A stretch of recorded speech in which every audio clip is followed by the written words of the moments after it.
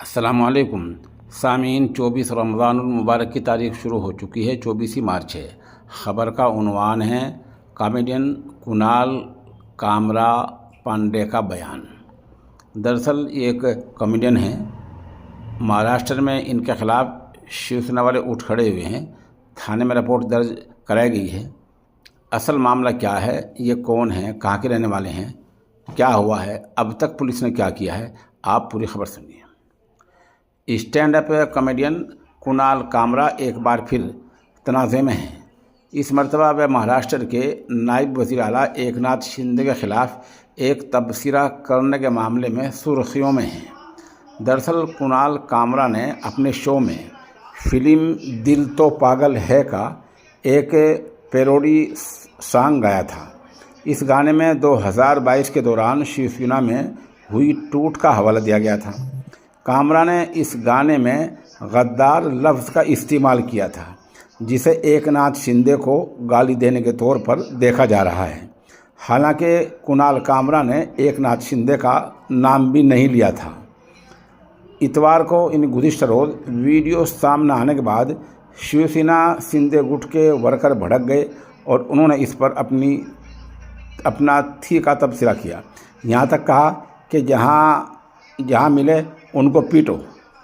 शिवसेना के अरकान ने उस जगह पर तोड़फोड़ की जहां कामरा का शो शूट किया गया था। शिवसेना शिंदे ग्रुप के मेंबर असम्बली मुरजी पटेल ने कुणाल कामरा के ख़िलाफ़ इस मामले में FIR भी दर्ज कराई है। इसके अलावा उन्हें गिरफ्तार करने की मांग भी की गई है।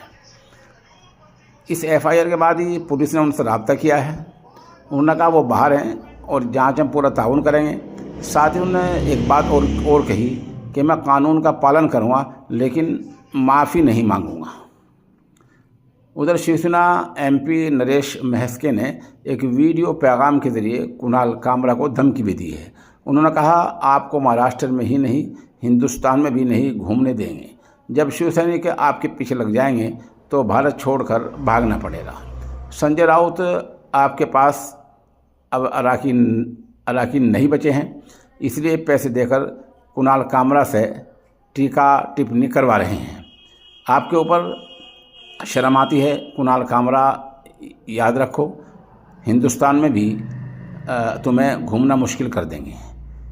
ये पहला मामला नहीं है जब stand up comedian Kunal Kamra तनाज़े में हो। इससे पहले भी वे कई बार सियासी फिल्म खेल पर अपनी राय की वजह से मीडिया की सुर्खियों का हिस्सा बन चुके हैं। उधर उद्धव ठाकरे ने, जो शिवसेना दूसरा ग्रुप है, उनकी हिमायत की है और कहा, इस तरह गाने में गद्दार कहना कोई बुरी बात नहीं है।